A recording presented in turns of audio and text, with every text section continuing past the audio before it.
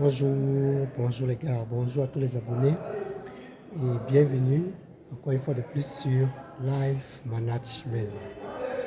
Donc j'espère que vous allez bien et que tout le monde se porte bien.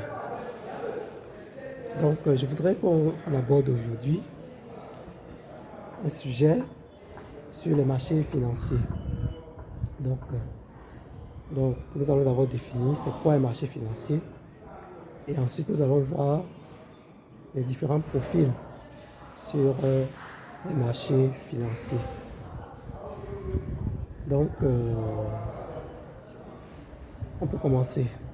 Donc, un marché financier, il faut tout d'abord savoir qu'un marché financier, c'est tout simplement une place où se vendent et s'achètent des actions telles que les obligations,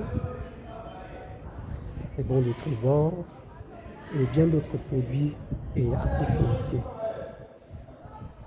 Donc, maintenant, une fois que je dis ça, c'est quoi les différents profils qui existent sur les marchés financiers? Donc, nous avons deux profils qui existent sur les marchés financiers. Nous avons les investisseurs et nous avons les traders. Donc, un investisseur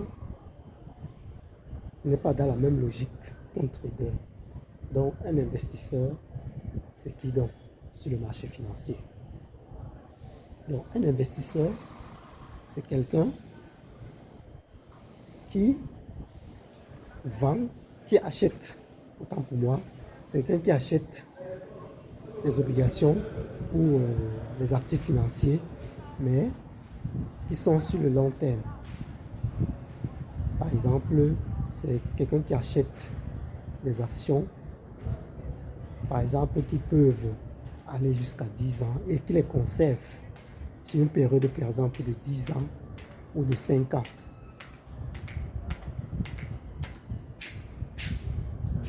Bonjour. Donc, je disais que j'ai été un peu interrompu là, mais continuons. Donc, je disais que à l'inverse de l'investisseur, le trader, c'est qui?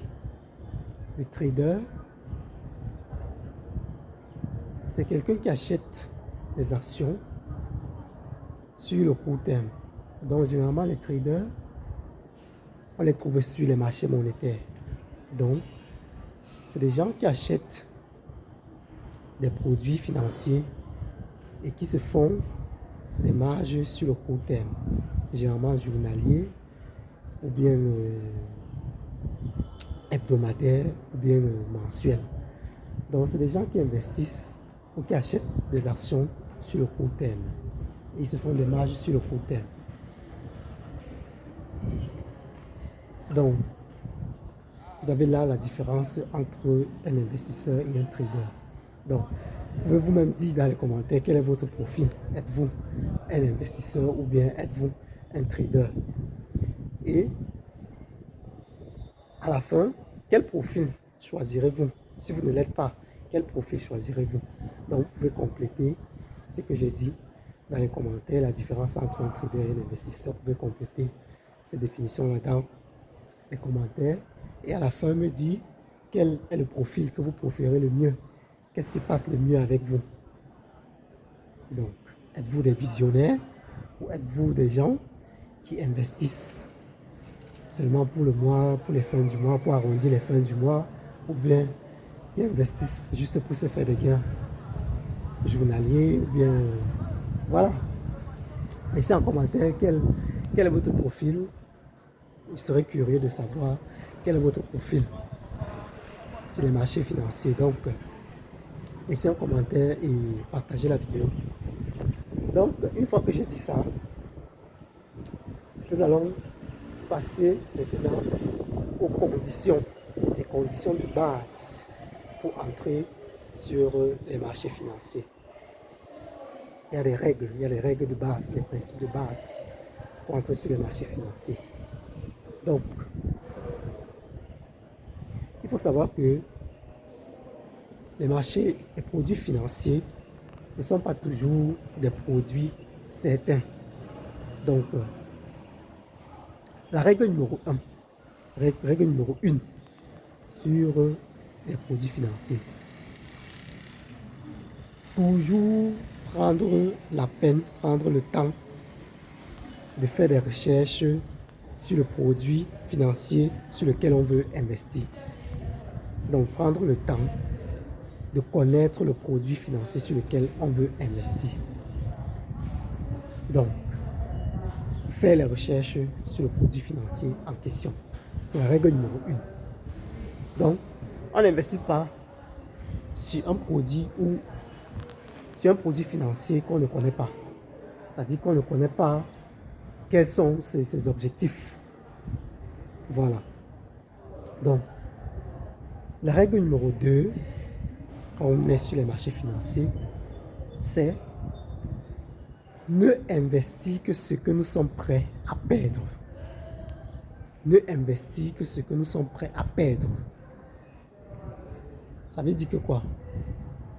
Il ne faut pas prendre l'argent de son loyer ou l'argent qu'on a donné au bailleur à la fin du mois et aller mettre ça sur les marchés financiers et attendre que bon, on va générer des gains et c'est ces gains-là qu'on va prendre pour payer le loyer. Non, ça ne marche pas comme ça.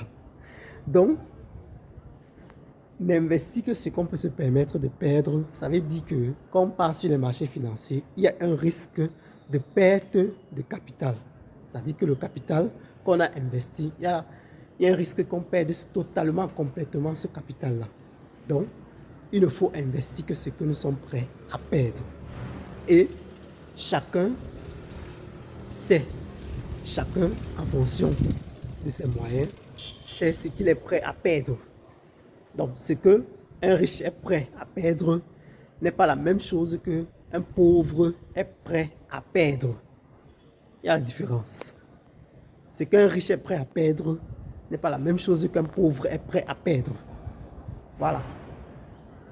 Donc, ça c'était la règle, les deux règles de base pour entrer sur les marchés financiers. Donc, et la règle numéro 3, quand on va sur les marchés financiers, c'est de mesurer les risques encourus de nos investissements. C'est-à-dire, il faut mesurer les risques de l'investissement qu'on est prêt à faire. Mesurer les risques. C'est-à-dire quoi? Donc, dans votre profil, vous devez savoir que quand vous allez sur les marchés financiers, il y a des risques. Il y a des risques qu'on encourt. Risques, comme je l'ai dit, de perte de capital, perte totale du capital investi. Et par exemple, nous avons le cas des crypto-monnaies où vous pouvez investir dans une crypto-monnaie et l'heure qui suit, même pas l'heure qui suit, la seconde qui suit, suite à un événement ou bien, je vais dire ça comment, suite à un événement brusque, il y a perturbation du marché et du coup, cette monnaie-là perd sa valeur ou bien est complètement chute libre sur le marché. Ça veut dire que vous avez acheté par exemple une crypto-monnaie qui coûtait par exemple 0, je dis quelque chose, c'est juste un exemple bancal, qui coûtait peut-être 0,50 cents par exemple. Vous avez acheté par exemple 2 millions de pièces. Vous avez acheté pour 2 millions. Donc vous faites 0,50 cents fois 2 millions. Ça c'est le coût de votre investissement. Maintenant, et il se trouve que dans l'heure qui suit ou bien dans la seconde qui suit, cette crypto-monnaie-là quitte de 0,50 cents et passe à 0,002 cents. Par exemple, là, vous voyez que le capital que vous avez investi a franchement chuté. Donc, vous pouvez faire les experts du marché financier, là, vous pouvez venir faire les calculs ici. Donc, voir déjà ce que vous avez perdu en capital.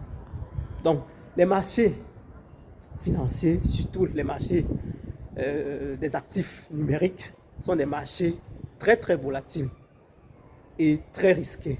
Donc, C'est pourquoi je reviens encore à dire que si vous allez sur les marchés financiers, n'investissez que ce que vous êtes prêt à perdre. Par exemple, n'investissez que ce que vous êtes prêt à perdre.